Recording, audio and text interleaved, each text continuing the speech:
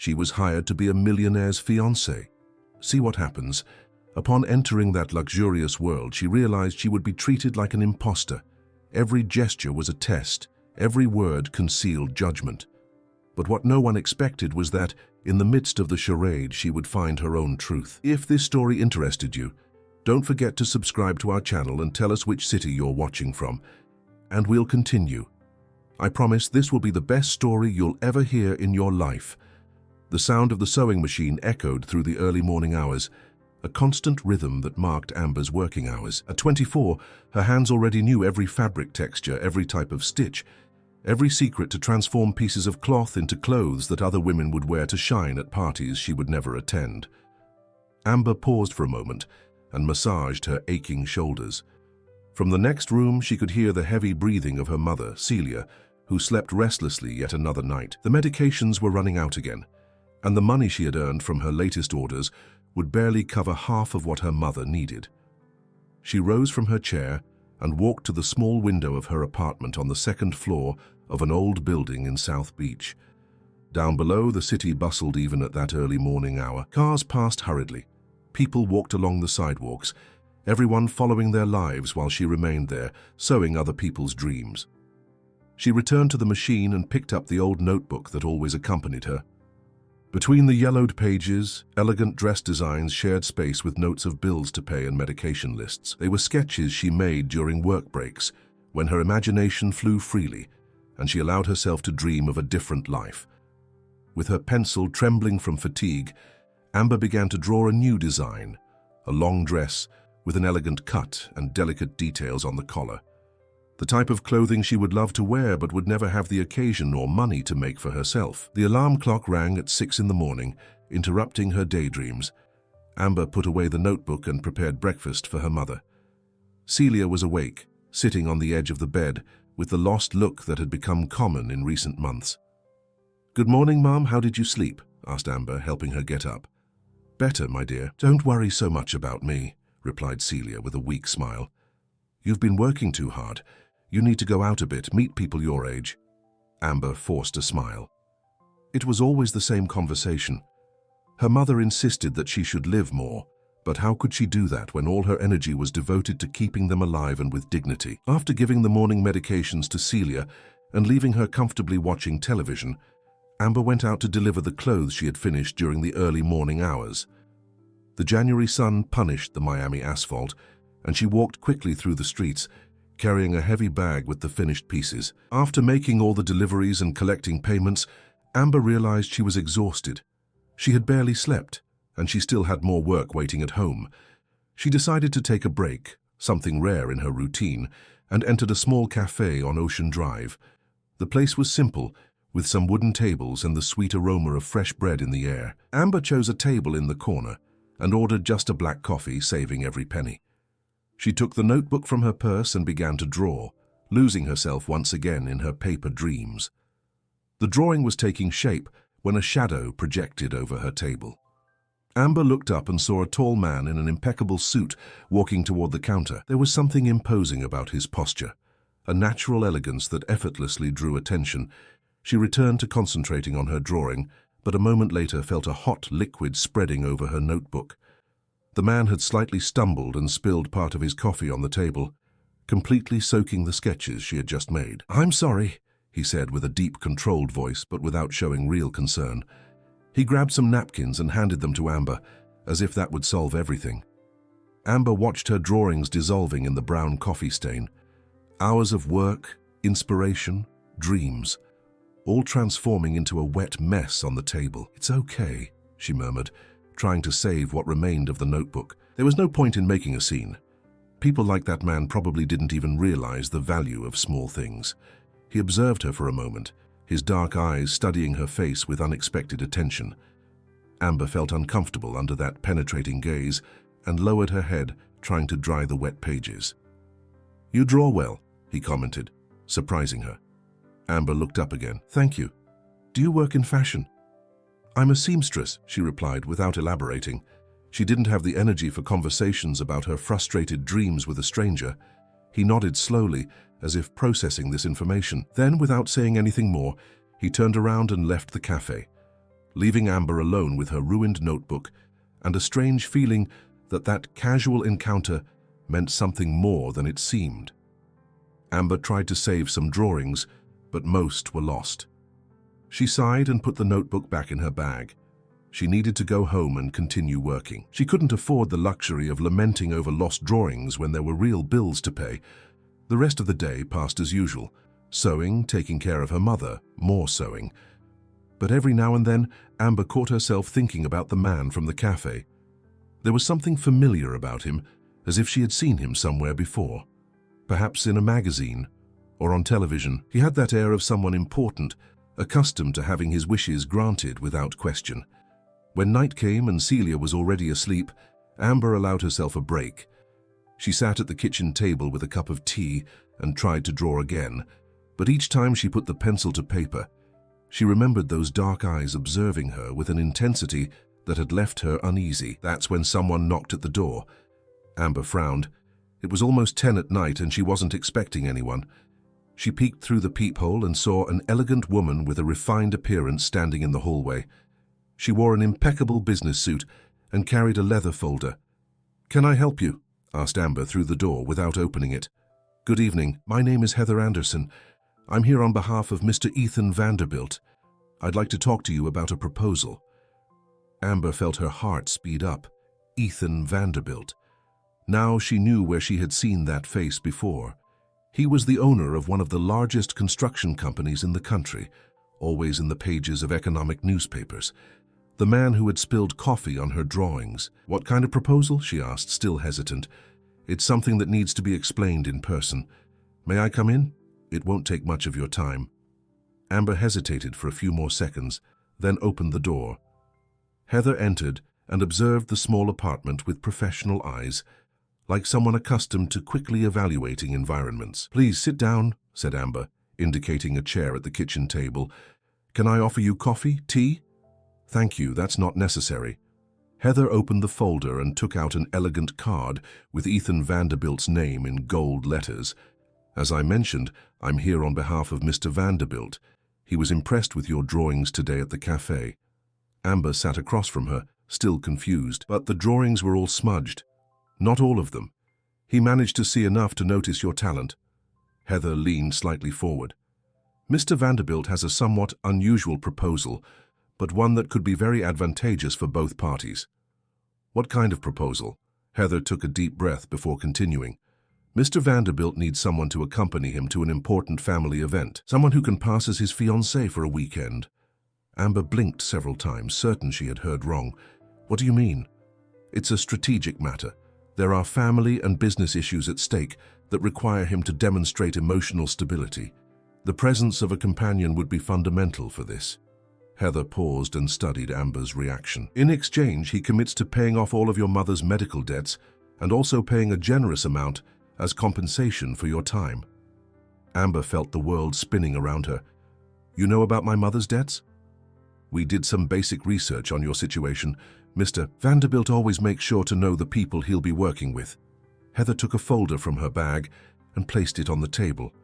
"Here are all the details of the proposal, including the amounts involved." Amber opened the folder with trembling hands. The numbers she saw inside were more than she could gather in years of work. Enough to pay for all of her mother's treatments, buy the most expensive medications, perhaps even do some of the procedures that doctors recommended, but she could never afford. "Is this a serious proposal?" she asked, still incredulous. "Completely serious, but it's also confidential and temporary. It would be just one weekend at a family property in the Hamptons. You would receive all the necessary guidance on how to behave, what to say, how to dress." Amber looked toward the room where her mother slept, and then turned her eyes back to Heather. "Why me?" "Because you have the appropriate appearance, demonstrated natural elegance even in simple circumstances, and mainly because you have enough motivation to take this seriously." Heather closed the folder. "You don't need to answer now, but if you accept, we'll need to start preparation immediately." Amber remained silent for long moments, processing everything she had just heard. It was surreal, seemed like something from a movie, but at the same time, it was too real to be ignored. "Can I think about it until tomorrow?" "Of course, but remember that time is essential." Heather stood up and left the card on the table.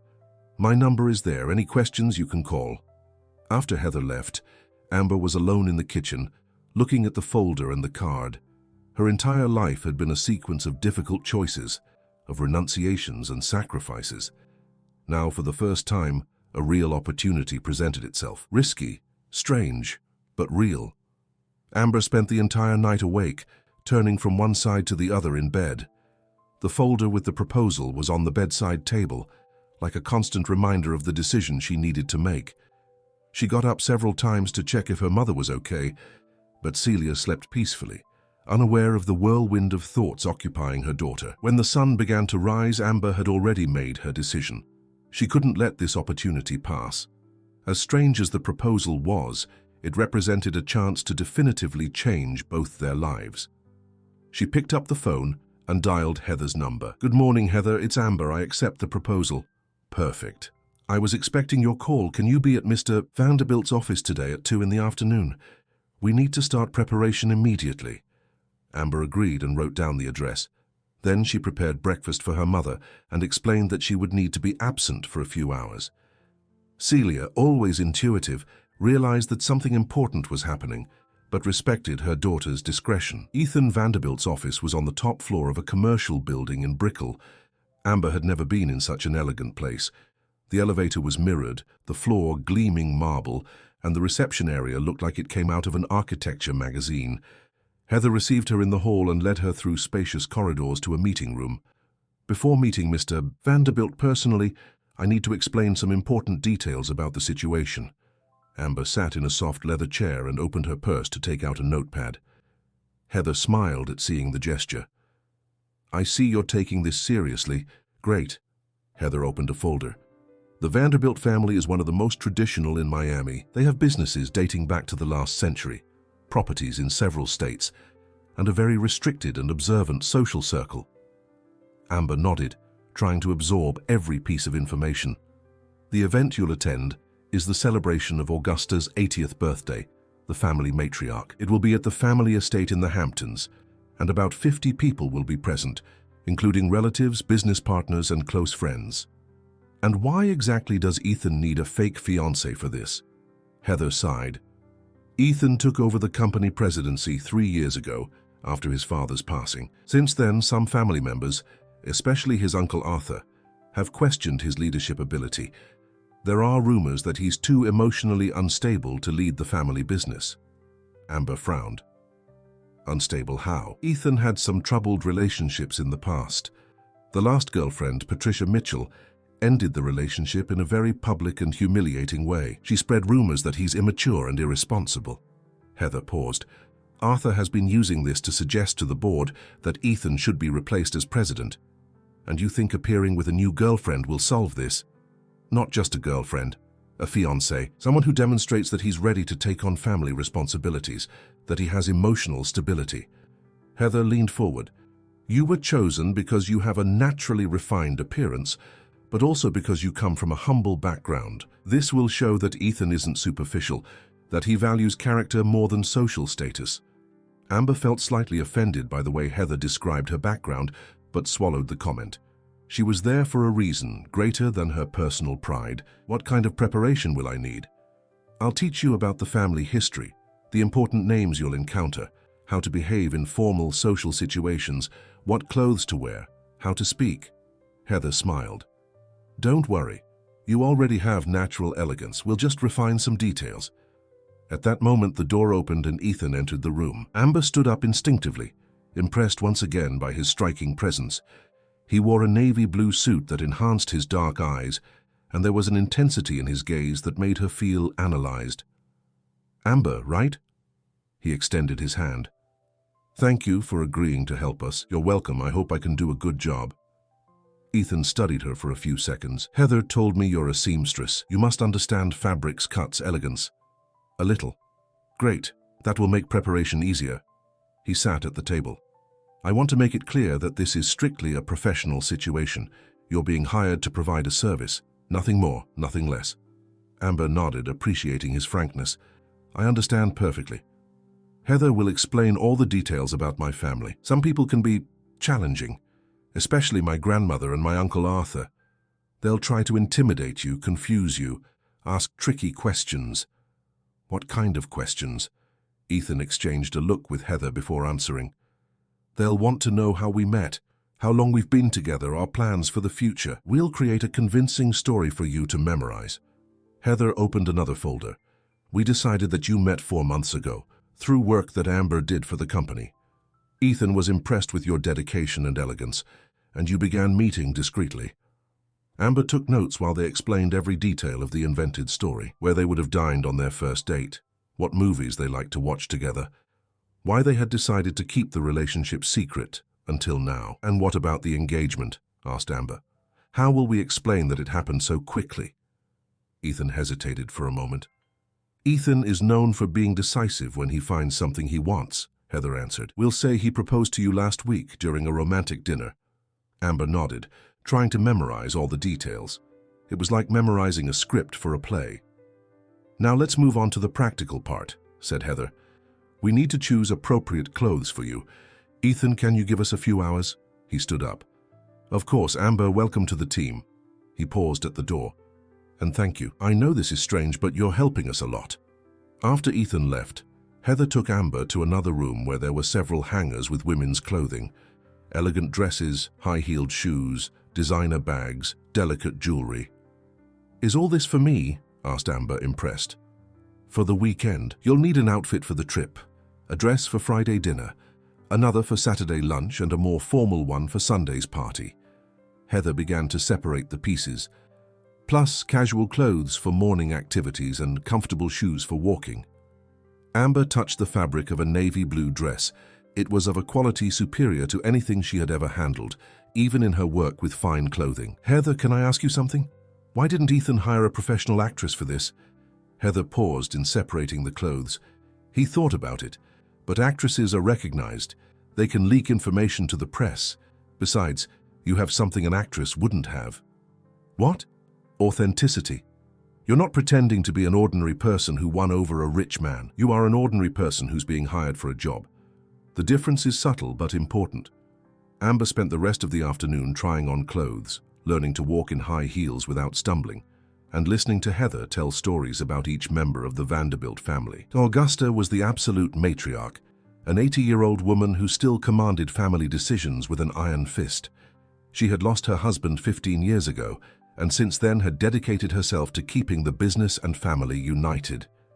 Arthur was Ethan's father's younger brother, an ambitious man who had always resented not inheriting the company presidency. He had 2 adult children who also worked for the company and supported their father's ambitions. And there's Patricia, said Heather, showing a photo of Ethan's ex-girlfriend.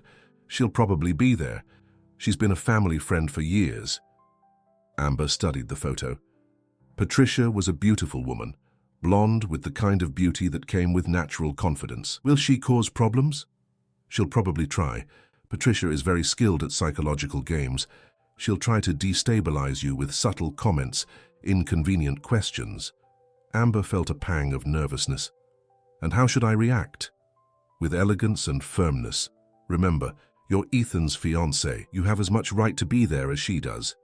When she arrived home that night, Amber found her mother watching television in the living room. Celia looked up and smiled when she saw her daughter. How was your day, dear? You look different. Amber sat next to her mother on the sofa. I got a new job, Mom.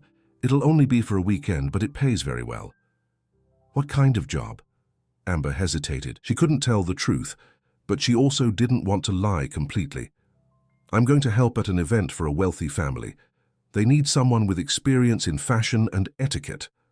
Celia nodded, but Amber realized she wasn't completely convinced. Her mother was always too intuitive to be easily fooled. Amber, I want you to know that I'm very proud of you. I know you've been sacrificing yourself for my sake, and that leaves me with a heavy heart. Mom, don't talk like that. You're the most important person in my life, and you in mine. But sometimes I think you should think more about yourself. You're young, talented, beautiful. You deserve to have your own life. Amber kissed her mother's forehead. My life is here with you. Don't worry. But that night, as she prepared for bed, Amber looked at herself in the bathroom mirror. Heather was right about one thing. She had changed during that day. Not just because of the expensive clothes or more elaborate makeup, There was something different in her gaze, a spark of possibility that wasn't there the previous morning. For the first time in years, Amber allowed herself to imagine what it would be like to be someone else. Someone who attended elegant parties, who had interesting conversations, who was valued not just for her ability to sew, but for her ideas and opinions. The phone rang, interrupting her thoughts. It was Heather. "Amber? Sorry to call so late. Ethan wants you to meet tomorrow to rehearse some situations. It's important that you seem comfortable with each other." Amber agreed and set the time. Then she hung up and returned to the mirror. In 2 days, she would be at a party at the home of one of the most powerful families in the country, pretending to be the fiancé of a man she barely knew. It was terrifying and exciting at the same time. The trip to the Hamptons was made in comfortable silence. Ethan drove safely along the curves of the highway, and Amber observed the landscape gradually changing. As they left the bustle of Miami behind, she felt a mixture of nervousness and expectation growing in her chest. "Nervous?" asked Ethan, noticing that she constantly fidgeted with the borrowed engagement ring. "A little. What if I make a serious mistake? If someone discovers I'm not really your fiancé?" Ethan glanced at her quickly before returning his eyes to the road. "Amber, you spent 2 days preparing intensively. Heather told me you absorbed all the information with impressive ease. Trust yourself." Amber took a deep breath. It was true, she had dedicated herself completely to the preparation. She knew the name of every important relative, knew the family stories, had practiced formal conversations until she sounded natural. But still, the anxiety persisted. "Tell me a bit about your grandmother. What is she really like? Not just what Heather told me." Ethan smiled for the first time since they had left Miami. "Augusta is a force of nature. She lost my parents when I was 20 and took control of everything without blinking. She's rigid, demanding, but fair. If she approves of you, everyone else will approve too. And if she doesn't approve, then we'll have to work twice as hard to win over the others." Ethan made a sharper turn. "But I'm sure she'll like you. Augusta values authenticity above all else." The Vanderbilt estate appeared after a long driveway lined with imperial palm trees. It was an imposing construction, with preserved colonial architecture and meticulously maintained gardens. Amber felt the impact of the wealth and tradition that place represented. "It's impressive," she murmured. "It was built by my great-grandfather in 1890. Augusta insists on keeping everything exactly as it was back then." Ethan parked in front of the main entrance. "Remember, you belong to this place as much as anyone who will be here. Don't feel intimidated." They were received by a uniformed employee who took care of the luggage. Amber tried to disguise her surprise at seeing the luxury of the gardens, the marble fountains, the architectural details she had only seen in films. "Ethan, my dear," a female voice echoed through the main hall. Patricia appeared at the top of the staircase, descending with studied elegance. She wore a white dress that enhanced her tan and smiled too warmly to be sincere. "Patricia, I didn't expect to see you here so early. Augusta asked me to arrive early to help with the preparations." Patricia came close enough to kiss Ethan's face, lingering a few seconds longer than would be appropriate. Then she turned to Amber with barely disguised curiosity. "And you must be the famous fiancé." "Amber?" She extended her hand, but Patricia pulled her into an intimate hug. "What a joy to finally meet you. Ethan has been so reserved about your relationship, hardly mentioned you to anyone." Amber felt the subtle provocation in the phrase, but smiled calmly. "Ethan is a discreet person. We preferred to maintain our privacy until we were sure it was serious." "Oh, how romantic. And now that you're engaged, I imagine you'll tell us everything. How you met, when you fell in love." Patricia smiled sweetly. "I'm dying of curiosity." Ethan approached Amber and put his arm around her waist naturally. "We'll have plenty of time for stories during the weekend. Where is my grandmother?" "In the office, resolving some last-minute details. She wants to speak with you as soon as you arrive." Patricia couldn't take her eyes off Amber. "Amber, what a beautiful dress. Where did you buy it?" Amber felt a moment of hesitation. The dress was one of the expensive pieces that Heather had chosen for her. "It was a gift from Ethan." "How lucky for you. Ethan always had great taste in women's gifts." The comment came loaded with intimate memories, and Amber realized that was exactly the intention. "I do indeed," said Ethan, looking directly at Amber. especially when I find someone who values genuine gestures more than the material value of things." Patricia blinked a few times, clearly not expecting that response. "Of course, that's what matters. Well, I'll let you get settled. Amber, if you need anything, you can look for me. I know how difficult it is to adapt to new environments." After Patricia walked away, Ethan led Amber down the hallway toward his grandmother's office. "You did very well," he murmured. "Patricia was clearly testing you. I noticed. Will she be a problem throughout the weekend?" "Probably, but don't let yourself be intimidated. She's trying to win me back, using you as an excuse to create drama." They stopped in front of a heavy wooden door. Ethan knocked and waited for a response before entering. Augusta's office was an impressive library, with shelves that went from floor to ceiling and an antique desk that dominated the center of the room. The matriarch was sitting behind it, examining documents with reading glasses.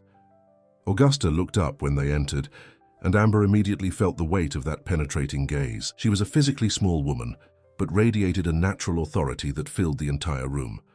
"Grandmother, I want to introduce Amber, my fiancée." Augusta got up slowly and walked over to them. Amber expected a formal greeting, but the lady surprised her with a tight hug. "Amber, what a pleasure to finally meet you. Ethan has talked about you so much that I already missed you without knowing you." Amber smiled, surprised by the warm reception. "The pleasure is mine, Mrs. Augusta. Ethan told me wonderful stories about you." "Ah, I hope they were only the good ones," joked the elderly woman, indicating armchairs for them to sit in. "Tell me about yourself, my dear. Ethan mentioned that you work in fashion." "I'm a seamstress. I work mainly with made-to-measure clothes for special clients." Amber had rehearsed this answer several times with Heather. "How interesting. I've always admired people who work with their hands, who create beautiful things." Augusta served tea in delicate porcelain cups. "Ethan also told me that you take care of your mother. That says a lot about your character." Amber nodded, feeling more comfortable with the direction of the conversation. "My mother is the most important person in my life. Everything I do is thinking about her well-being. Family is everything," agreed Augusta, looking significantly at Ethan. "It's rare to find young people who understand that nowadays." Ethan shifted in the armchair, clearly noticing his grandmother's hint about his responsibility to the Vanderbilt family. "Amber and I share the same values about family," he said. "It was one of the things that brought us together." Augusta nodded approvingly. "Great. Well, Amber, I hope you feel at home here. This property has belonged to the Vanderbilt family for more than a century, and soon it will be part of your family too." Amber smiled and murmured appropriate thanks, but internally felt increasingly uncomfortable with the lies she was telling that kind lady. "Grandmother, where will we be staying?" asked Ethan. "I prepared the blue room for you. I hope you don't mind sharing the space. The house is full with all the cousins who came for the celebration." Amber felt her heart speed up. Sharing a room with Ethan had not been mentioned during the preparation. She glanced discreetly at him, who maintained a controlled expression. "Of course we don't mind," Ethan responded naturally. "Amber and I are used to staying together." Augusta smiled with satisfaction. "Great. Dinner will be at 8. It's informal, just the close family. A good opportunity for Amber to meet everyone before Sunday's party." After a few more minutes of courteous conversation, they were released to get settled. An employee led them to the second floor, where the blue room was located. The room was elegant, with antique furniture, Persian rugs, and an imposing four-poster bed. Amber looked around, trying not to show nervousness. "I can sleep on the sofa," said Ethan as soon as the employee left and closed the door. "You don't need to. We're adults. We can share a bed without problems." Amber opened her suitcase and began to take out the clothes. "Besides, if someone from your family decides to check our room in the morning, it would be strange to find you on the sofa." Ethan observed her for a moment. "You're thinking of all the details. Impressive. It's what you're paying me to do." There was a momentary silence, and Amber realized the comment had sounded harsher than she intended. "I'm sorry," she said. "I didn't mean to be sharp. It's just that all of this is very new to me." "You don't need to apologize. You're right. It's a job and you're doing it perfectly." Amber finished storing her clothes and sat on the edge of the bed. "Ethan, can I ask you something personal?" "Of course. Why don't you get a real girlfriend? You're handsome, rich, intelligent. It shouldn't be difficult to find someone." Ethan sat in the chair near the window and remained silent for a few moments. "I've tried, but it's complicated to distinguish who's interested in me and who's interested in what I represent. And Patricia? Did you date for a long time? 2 years. I thought she was different, that she really knew me. Ethan sighed. But when we broke up, I discovered she was mainly interested in the social position that a marriage to me would bring. Amber nodded, beginning to better understand the situation. And now? Now I'm focused on consolidating my position in the company. Relationships can wait. A knock at the door interrupted the conversation. It was an employee advising that dinner would be served in an hour. We'd better start getting ready, said Amber, rising from the bed. Ethan walked to the bathroom door but stopped before entering. Amber? Yes? Thank you for all of this. I know it's not easy. Amber smiled genuinely for the first time that day. It's not as difficult as I imagined either. Dinner was served in a smaller, more intimate room, with a table for 12 people. Amber met Ethan's cousins, some uncles and aunts, and quickly perceived the family dynamics that Heather had described. Arthur, Ethan's uncle, was a corpulent man with calculating eyes who constantly evaluated her. His sons, Charlie and Robert, were younger than Ethan, but clearly ambitious and resentful at having been passed over in the company succession. Amber, what a joy to have a new person in the family, said Arthur during dessert. Do you plan to marry soon? We're still defining the details, Amber responded diplomatically. We want it to be perfect. Of course, of course. And where do you plan to live? Ethan has that huge apartment in Brickell, but I imagine a young family would prefer a house. Amber realized it was a loaded question. If she said she liked the apartment, they might insinuate she was interested in luxury. If she talked about a house, they might question where it would be and how much it would cost. Actually, we're considering several options, said Ethan, intervening. Amber has interesting ideas about how we want to build our life together. What kind of ideas? Asked Charlie, the older cousin. Amber took a deep breath. This was her chance to show she wasn't just there as decoration. I believe that a couple should build something of their own, not just inherit traditions. Ethan and I want to create a home that reflects our personal values. Interesting, murmured Arthur. And what values are those? Honest work, social responsibility, respect for people regardless of their background. Amber looked directly at him. Ethan impressed me when he told me about the social projects that the company develops in underprivileged communities. Augusta smiled approvingly. Amber is right. That's what distinguishes our family in the business world. We never forget our social responsibilities. Arthur nodded forcefully, clearly not expecting Amber to know about the company's projects. After dinner, while the men had cognac in the library, the women gathered in the living room. Patricia took the opportunity to intensify her advances. Amber, you must be very nervous with all this new world, said Patricia, serving herself a liqueur. When I started dating Ethan, it took me months to adapt. Actually, I'm feeling very well received, replied Amber calmly. Ethan's family is very welcoming. Oh, yes, we are. But you know, this environment can be challenging for someone who's not used to it. Patricia moved closer. There are so many unwritten rules, expectations that aren't obvious to outsiders. Amber felt the venom in the word outsiders, but maintained her composure. Fortunately, Ethan has been a great guide. He teaches me everything I need to know. Ethan has always been a patient teacher, said Patricia with a nostalgic smile. I remember how he taught me about wines, art, classical music, things that an ordinary person wouldn't naturally learn. The other women in the family observed the conversation with poorly disguised interest. Amber realized she was being publicly tested.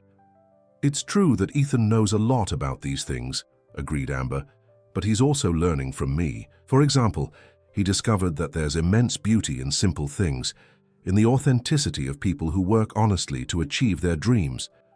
Augusta, who had remained silent until then, nodded approvingly. Very well put, my dear. Sometimes we forget that education comes in many different forms. Patricia realized her strategy had failed and changed the subject, but Amber knew that had been just the first battle of a weekend that promised to be long and challenging. Sunday, the day of the party, arrived with a crystal-clear blue sky and contagious excitement at the estate. Amber woke up early and found Ethan already dressed on the balcony of the room, drinking coffee and observing the preparations in the gardens. Nervous? She asked, joining him on the balcony. A little. Today is the decisive day. Ethan looked at her with an expression she still couldn't completely decipher. Amber, I want you to know that these 2 days by your side have been unexpected. How so? You're not just a good actress. You're genuine, intelligent, brave. He paused. My family genuinely likes you. Not the character you're playing, but who you really are. Amber felt her heart speed up. Ethan, I know it's complicated. Let's focus on today's event. He stood up. But after this is over, I'd like to talk to you about some things. The party began at noon with an elegant lunch served in the gardens. Amber wore a light blue dress that enhanced her eyes and received sincere compliments from the guests. During the first 2 hours, everything went perfectly. That's when Arthur decided to make his move. Everyone, may I have your attention for a minute?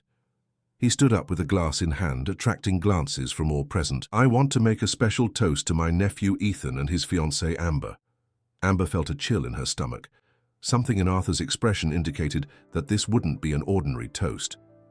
It's wonderful to see Ethan finally finding emotional stability, continued Arthur, smiling falsely, especially after so many previous experiences that left us concerned about his ability to make important decisions. Ethan stood up from his chair. Uncle Arthur, perhaps this isn't the time to... No, let me finish. Arthur raised his hand. I'm genuinely happy. Amber seems to be exactly what Ethan needs, a simple, hard-working person who will certainly help him keep his feet on the ground. Amber perceived the trap in the seemingly complimentary words. Arthur was painting her as someone of a lower class who would fix Ethan, a narrative that diminished them both. Actually, she said, also standing up, I think Ethan and I complement each other because we share similar values. It's not about one person fixing the other, but about 2 complete individuals choosing to build something together. Approving murmurs echoed among the guests. Arthur blinked a few times, clearly not expecting her to respond with such eloquence. Of course, and I'm sure you two will be very happy. Arthur forced a smile. By the way, Amber, I read that you're a seamstress. You must know very well the value of money and hard work. Now the provocation was direct. Amber felt all the people at the party observing her reaction. I do, she replied calmly. I learned from childhood that dignity doesn't come from what you have, but from what you do with what you have. Ethan impresses me because, even having everything, he chooses to use his privileges to make a difference in people's lives. How beautiful, murmured Patricia, who was sitting a few tables away. Ethan has always been very charitable to people in need. Patricia's provocation was the last straw. Amber felt a wave of anger rise, but instead of exploding, something inside her organized itself with crystalline clarity. Patricia, you're right. Ethan is generous to those in need, but more important than that, he recognizes value where others only see background. Amber looked around the party. I want to take this opportunity to share something with you all. Ethan looked at her with surprise. This wasn't in the planned script. These 2 days have been a revelation for me, continued Amber, not just from getting to know such a special family, but from discovering that personal value isn't measured by pedigree or bank account. It's measured by character, courage, and the ability to remain authentic even in environments where it would be easier to be false. Augusta had approached the group, observing the situation with intense interest. Ethan taught me that. Amber looked directly at him. He showed me that I can belong anywhere if I bring my best self with me. And I want everyone to know that I feel honored not just to be here today, but to be part of a family that values substance more than surface. The silence that followed was broken by the sound of applause. Augusta was clapping, tears in her eyes. Very well said, my dear, very well said. The matriarch looked significantly at Arthur. Amber has just demonstrated exactly the kind of leadership and character our family needs. The guests also began to applaud. Arthur sat down with a defeated expression, and Patricia discreetly moved away from the central group. Ethan approached Amber and whispered in her ear, "You were amazing, but now we need to talk." They moved away from the guests and walked to a quiet corner of the gardens, near an ancient fountain. "Amber, I need to tell you something," said Ethan, holding her hands. "These 2 days have changed everything for me." "Ethan, please don't complicate things. I know it was intense, but let me speak." He took a deep breath. "When Heather found you, I really just wanted someone to pretend to be my fiancé. But you didn't just play a fiancé. You became a partner, someone who defends me, who understands my values, who makes me want to be better." Amber felt tears burning her eyes. "Ethan, this is too real. We can't—" "Why not? Who said it has to be fake? These feelings I'm having are the most genuine I've ever felt for anyone. What if it's just the situation, the intensity of all this?" Ethan smiled. "Then let's find out. No contracts, no pressure, no family watching. Just us, getting to know each other for real." Amber looked at the man in front of her. During those 2 days, she had seen beyond the facade of the successful businessman. She had seen a kind, intelligent man who treated employees with respect, who genuinely cared about his family's well-being, who listened to her with real attention. "And my mother? The medical debts? That doesn't change. An agreement is an agreement, regardless of what happens between us." Ethan touched her face delicately. "Amber, you made me realize I was living behind walls I built myself. I don't want to live like that anymore. I don't want to just live to survive anymore either," she admitted. "I want to truly live. So shall we try?" Amber nodded, and Ethan kissed her softly. It wasn't a theatrical kiss for an audience, but a genuine gesture of two people discovering something new and scary and wonderful. When they separated, they found Augusta standing a few meters away, smiling with satisfaction. "Sorry to interrupt," she said, approaching, "but I wanted to talk to you before the party ends." Amber felt herself blushing, imagining what the matriarch would think if she knew the truth about how it all began. "Mrs. Augusta," Ethan began. "Let me speak first," interrupted the lady. "Amber, in 80 years of life, I've learned to recognize authenticity when I see it. You have something special, dear, an inner strength that can't be taught or bought." "Thank you, Mom." "And Ethan, my dear grandson, these 2 days I've seen you more alive than in the last 3 years. Amber brought back something in you that I thought we had lost forever." Ethan exchanged a look with Amber. Both felt exposed, as if Augusta could see through all the lies to the true feelings that had been born between them. "I want you to know that you have my complete blessing," continued the matriarch, "and I also want to make a proposal." "What kind of proposal?"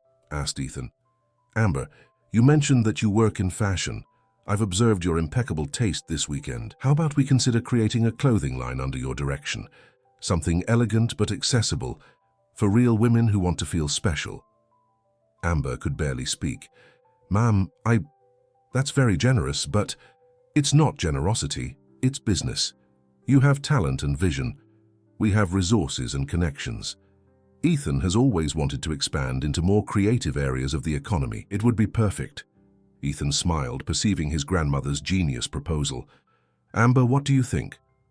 Amber looked around the elegant gardens, thought of her mother at home, the years of renunciations, the dreams stored in the old notebook.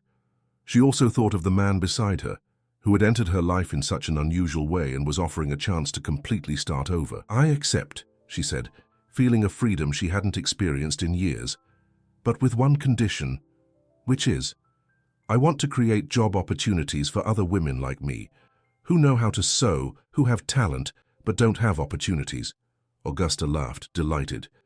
"Ethan, you chose well. Amber doesn't just think about herself, she thinks about the impact she can make. That's exactly what our company needs." 6 months later, Amber was in her new studio, a spacious and illuminated place in downtown Miami, supervising a team of 12 seamstresses. The Amber V line had become a surprising success, offering elegant and accessible clothes for working women. Celia, who now received the best medical treatment available, visited the studio almost every day, and had become a kind of informal counselor to the younger employees. "Amber," called Ethan, entering the studio at the end of another productive day. "How was today?" "Amazing. We closed the contract with that chain of stores in New York." Amber rose from the drawing table and walked over to him. "And you, how was the board meeting?" Arthur finally recognized that he doesn't have the competence to assume the presidency. He's going to focus on the international area, which has always been his strength. Ethan hugged her. "I think we've finally achieved family peace." Amber smiled, remembering that first night when Heather had knocked on her door with an impossible proposal. Who would have thought that spilled coffee would change our lives so much? "The coffee was just the beginning," said Ethan, kissing her softly. "What really changed everything was you having the courage to be who you always were, even in a world completely different from yours, and you having the courage to lower the walls, and let someone really know you. They remained embraced in the silent studio, observing through the window the movement of the city below. Two people who had met through a lie, but built something true through conscious choices, mutual respect, and the courage to transform not only their own lives, but the world around them. Amber was no longer just a seamstress surviving day by day. She was a respected businesswoman, a valued partner, a daughter who could finally take care of her mother with dignity. Ethan was no longer a man hidden behind titles and wealth, but someone who had learned that true power comes from the ability to elevate others. And together, they had discovered that the most lasting love isn't that which is born from instant passion, but that which is built through mutual admiration, shared purpose, and the daily decision to choose each other, not out of necessity, but out of genuine desire to grow together. The end. Dear listeners, we hope that Amber and Ethan's story has touched your hearts in the same way it touched ours. This narrative about courage, authenticity, and the transformative power of true love was created especially for you, who accompany us on this emotional journey that we share every day. Amber teaches us that it's never too late to discover our own worth, even when circumstances make us doubt ourselves. Ethan shows us that vulnerability can be our greatest strength, and that by opening our hearts, we can find connections that transform not only our lives, but our entire worldview. If this story awakened emotions in you, if you identified with Amber's dilemmas or with Ethan's discoveries, don't forget to share with us in the comments your reflections and personal experiences. Your stories matter too, and we love to know how our narratives touch your real lives. To continue experiencing moments like this, subscribe to our channel and turn on the notification bell. Every day we bring unique stories that explore the complexity and beauty of human relationships. Don't miss our upcoming content, as each narrative is a new opportunity for reflection, emotion, and personal growth. And don't forget to leave your like on this video. It helps us immensely to continue producing quality content for you. We'll see you in the next story. And until then, may your lives be filled with transformative moments like those we just shared.